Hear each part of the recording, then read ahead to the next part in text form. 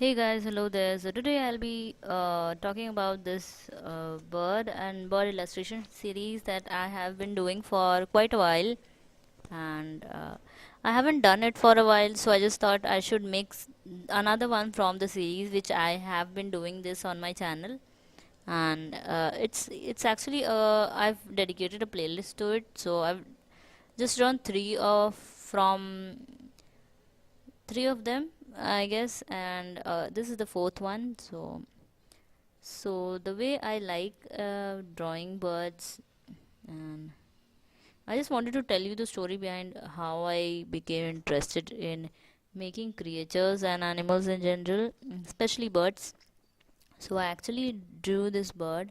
It was actually a kingfisher, and uh, I made it like not exactly a realistic kind of, but it looked good, and I got compliments that it was looking nice. So I just so I just thought I should explore more into this drawing birds more. So I just thought I should do and practice more birds, especially. So that was one reason I started out with making bird, and that's how it all began. Me drawing creatures more. I feel like you should actually discover your potential of drawing things, be it landscaping, be it architecture, building, drawing plants, or maybe fruits, or maybe food sometimes, human figures. It's it's not just about following an artist or doing something that other artists do. You should actually find what makes you feel nice and what you're good at, and that will only be possible if you explore new things. And for me, I just I know it can be kind of scary because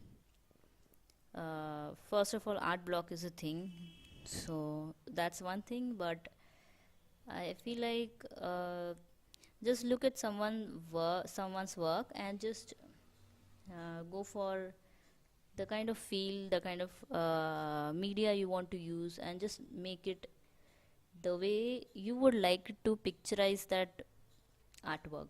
So that is the best advice I can give you. And exploring things in artwork is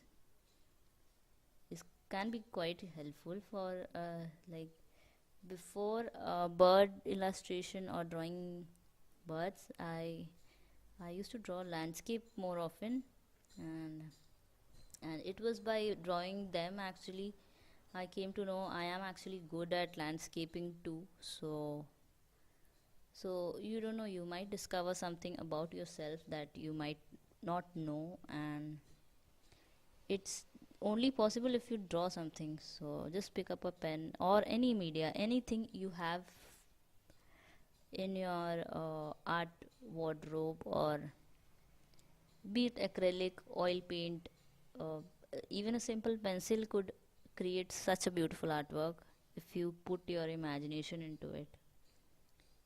So that's one thing. So let me just illustrate or talk about what I am drawing here. I'm actually drawing a Diamond Firetail Finch. It's kind of belongs to the sparrow family, and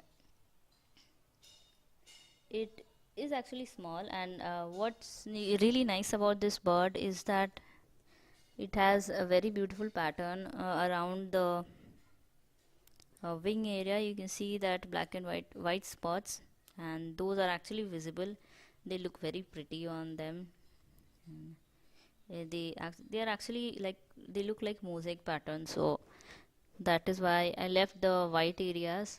And I did do a rough sketch of it before going in with all the watercolors I did here. So that is another thing. And though it is of least concern to IUCN, the International Conservation thing, so It's this finch is actually found in eastern Australia and southern Australia and southeast of Queensland, and I think this is also found in India too, around the Himalayan areas. So they are quite aggressive as birds, and they can even kill weaker birds, and that is why I feel like they have a kind of a different nature, and I felt like I should draw this bird because of the beautiful pattern it has. And its scientific name is Santagono pleurogatata. That's what the scientific name is. I feel like knowing the scientific name of bird kind of makes you feel like you know everything, but that's not a fact. But being a science student, I feel like scientific name does justice to any organism.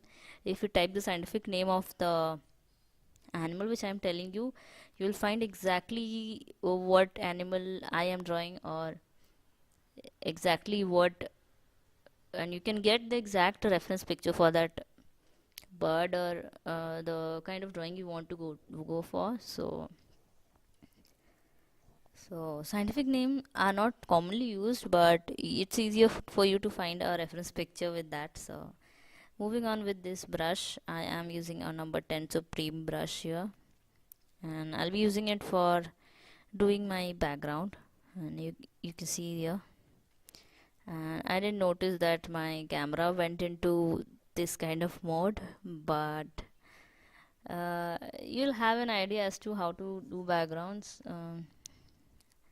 And sorry for that, but I didn't notice at all because I had that override cam setup, and I didn't notice that it will not focus, like it was not focusing. So yeah, just enjoy the whole process, and I'll meet you in the end.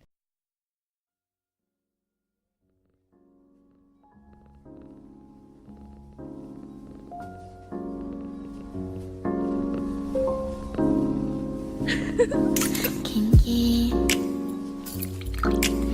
얘길 나누던 우리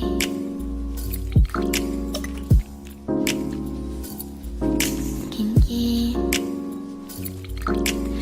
얘길 나누던 우리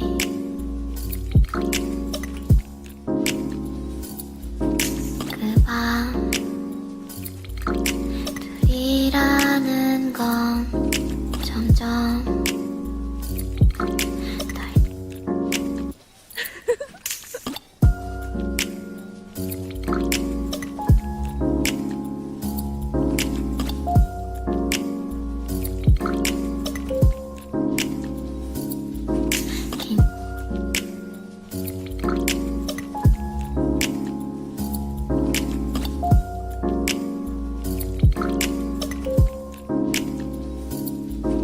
긴긴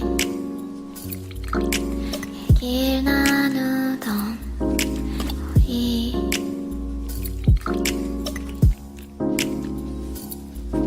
긴긴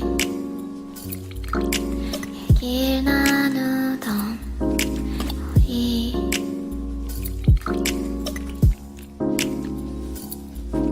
그 밤 둘이라는 건 점점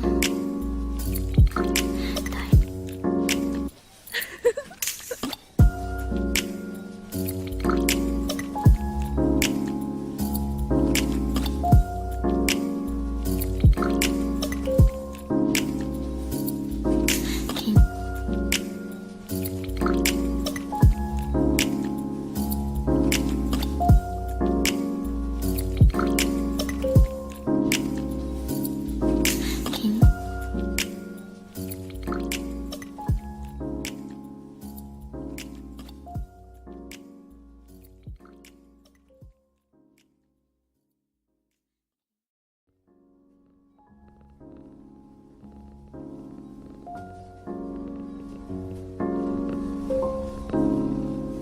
긴긴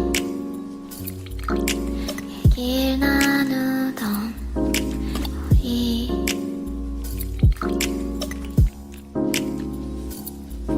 긴긴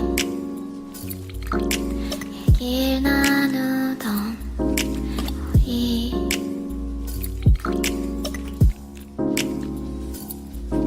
그 밤 둘이라는 건 점점